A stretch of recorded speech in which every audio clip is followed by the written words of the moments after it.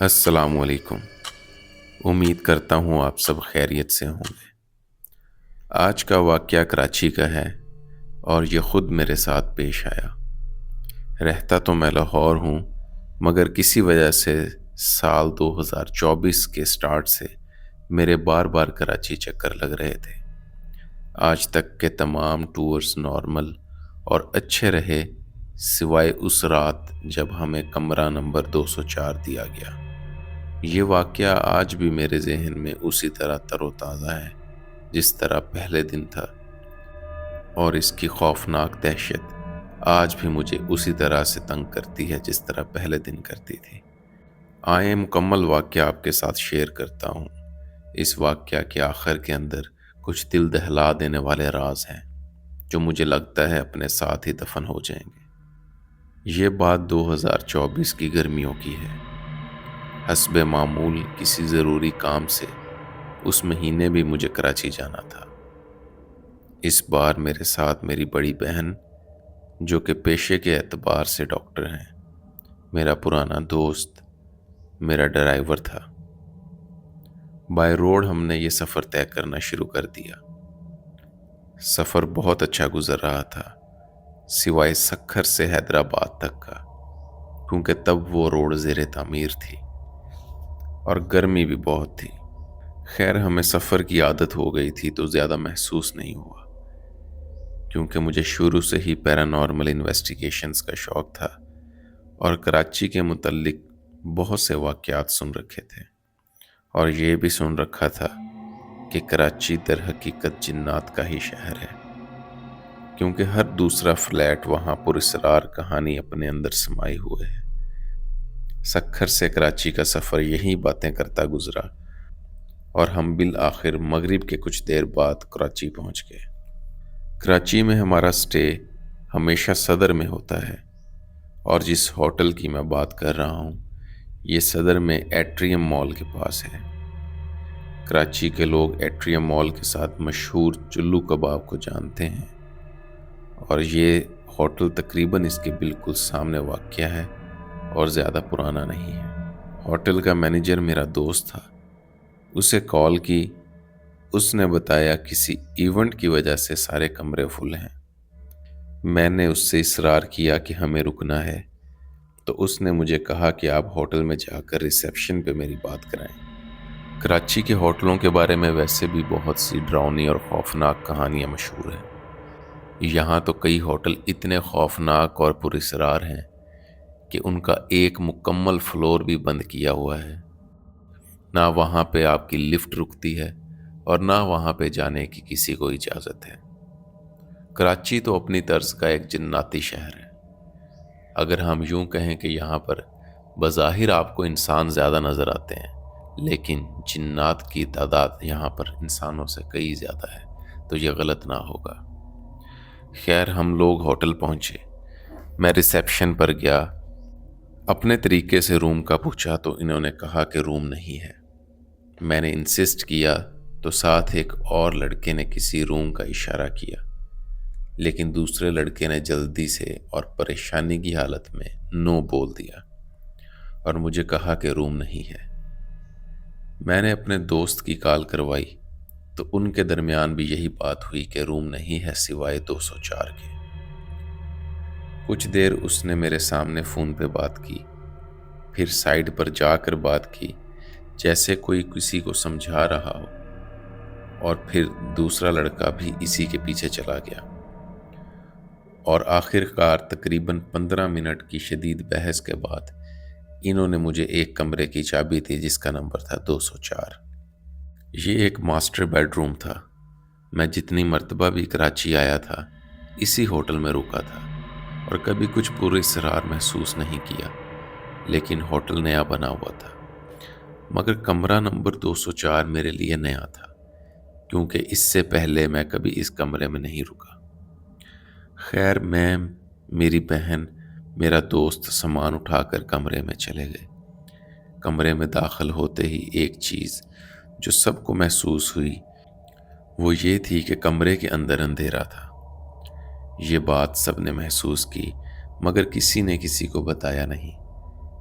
میں نے سامان رکھا، تمام لائٹس آن کرنے لگا، مگر پہلے سے ہی تمام لائٹس آن تھی، مگر کمرے میں ایک طرح کا اندھیرا تھا۔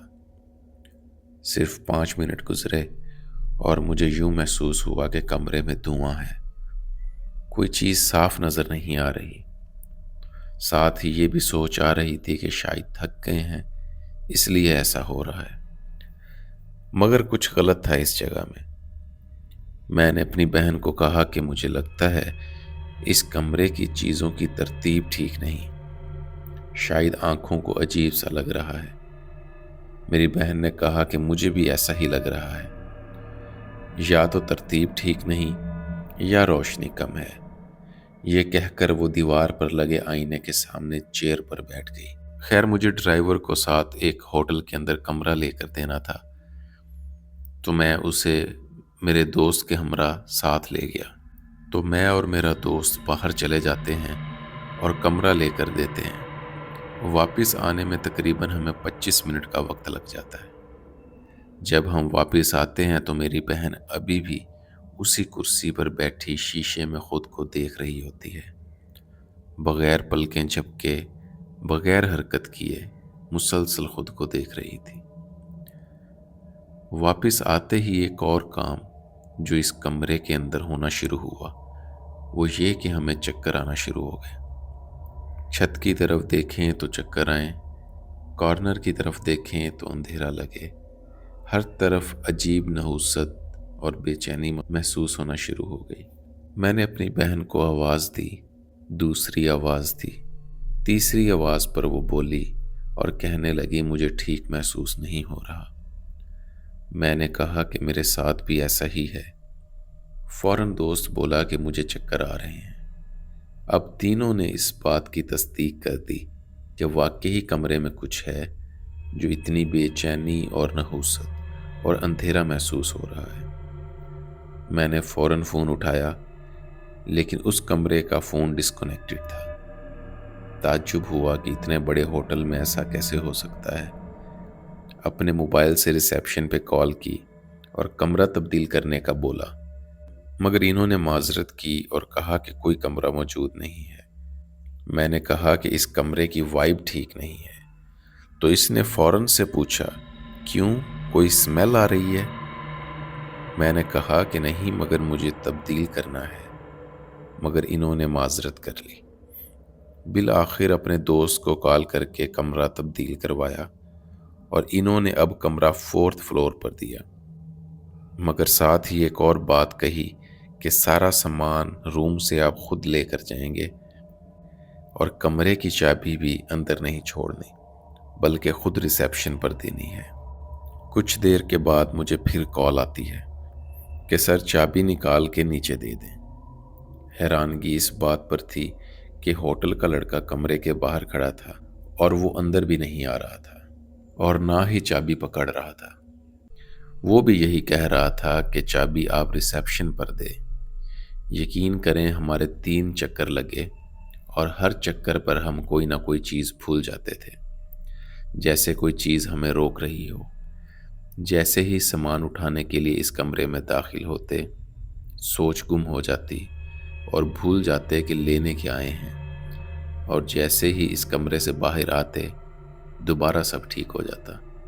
یہ بات میں نے اور میرے دوست دونوں نے محسوس کی، کیونکہ سامان ہم ہی اٹھا رہے تھے۔ خیر، اللہ اللہ کر کے سامان اٹھایا، مگر فوراً پھر سے کال آ گئی کہ روم لاک کر کے چابی ریسیپشن پر دے دیں۔ میں نے سوچا کہ ایسی کیا وجہ ہے کہ کوئی بھی اس کمرے میں داخل نہیں ہو رہا۔